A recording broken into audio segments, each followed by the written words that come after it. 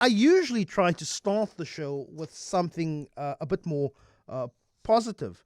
But I cannot ignore this particular story, this conversation that I want to have, because at the weekend I came across a video from what has now been confirmed to be learners at Yellowwood Primary School. It's in Mitchell's Plain, and Mitchell's Plain is currently experiencing quite an intense wave of gang violence. And it's a video that where you can hear gunfire erupting outside. But inside the class, it is the protocol of what learners have to do. It is learners lying face down and the teacher trying to calm that situation. Gang and gun violence, it's ripping through Cape Town at the moment. A particularly intense period in Cape Town's history at the moment that's playing itself out. But I want to play you some of that video in where you can firstly hear gunshots, you can hear music, and you can hear a teacher trying to calm children down and instruct them to keep down. Have a listen.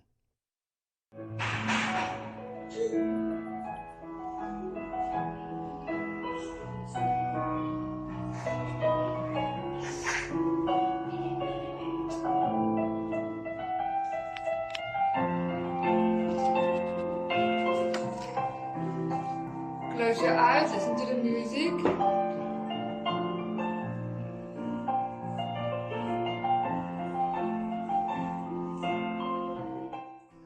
How deeply troubling, how deeply sad is that when the Disney Channel is on at my home and that song, that theme from Moana plays, How Far I'll Go. I have a 7-year-old who's dancing and twirling because of the joy that that song brings.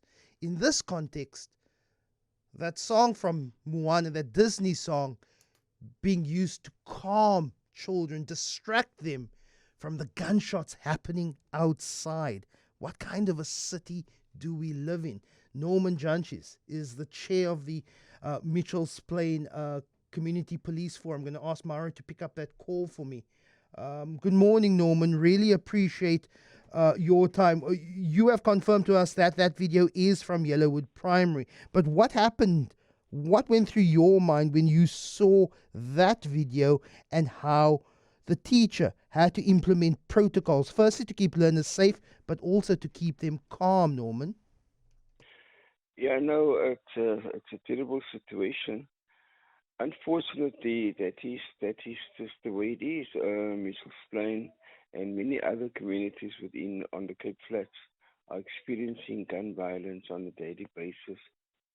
So, on the one hand, yes, it's a terrible situation. On the other hand, I must admire the school for developing this protocol. And you can see they haven't. This is not the first time they're doing it. Yeah. They became experts at doing this. Yeah. So yeah, I do admire them for sticking to this protocol to save this kids from further Mm. trauma. Yeah. That is the way it is currently in many parts of Cape Town. But of course, that's what happens when kids are at school. What happens if they're at home? What happens if they're in the street?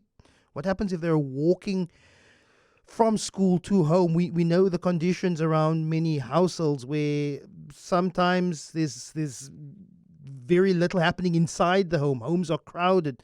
So you have to spend time outside. And that's where kids should be. They should be playing outside, but not in this current circumstance.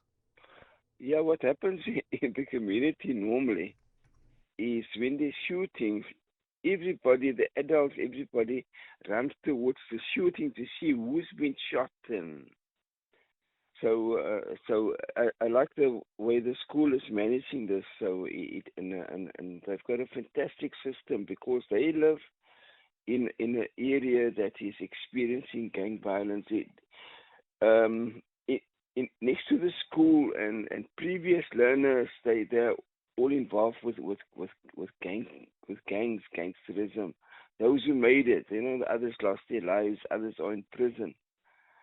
So it's rather unfortunate, and like I said, on the one hand, it's quite sad. On the other hand, Yeah. I'm very proud of the Uh, way the school is managing the situation. Norman, we've asked the school for comment. They did not get back to us. And I would think understandable. Maybe simply they don't want to draw too much attention to the school, to the teacher, to the learners.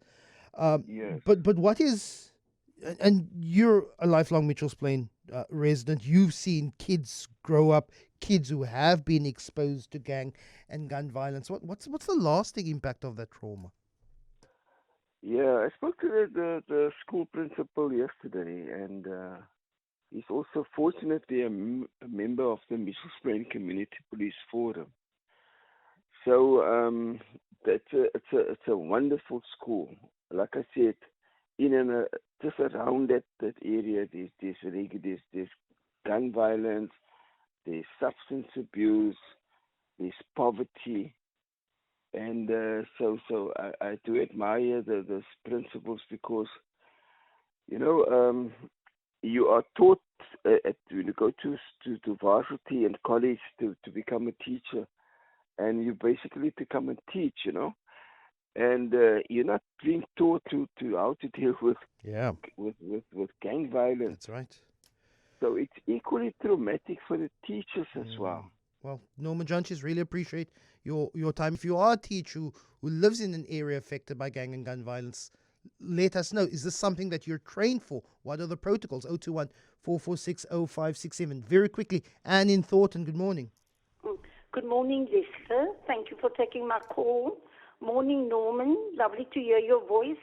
But my reason for phoning, I listened to the story about Yellowwood Primary in Mitchell's Plain. I just want to honor that teacher and the school. My, as a parent, if I had a child in that class, I would feel so happy, so honored to have a teacher who was actually able to play soft music to children who are extremely stressed and traumatized by gunfire around them. Thank you, teacher. I don't know your name. I used to be a teacher many, many years ago at a high school in Mitchell's Plain. Things have changed. I'm a retired social worker, so I know the long-term effects of such traumatic incidences on the lives of young children. Norman, you know what? It's extremely sad, but we have to do something about it. I cannot just say, oh, it is like that. That is Mitchell's Plain. No, it cannot just be Mitchell's Plain. The parents, please stand up. Get together. Do something. Work for the organizations around. What about the government organizations? What about social development? They have community development workers. And at the Work with them. at the very top, we've had a acting policeman minister who was in Mitchell's Plain just last week, and he said from a government point of view, there is no plan. There is no No, I long-term don't believe strategy. him. It can't be. And it's not SAPS alone, Lester, who can do something. They all have to work together. Yeah. And in Thornton, really appreciate the call. I'd appreciate the calls of other teachers who are in gang-affected areas. If you have experienced what video I just played, what is the protocol for you to keep children firstly safe and to keep children calm?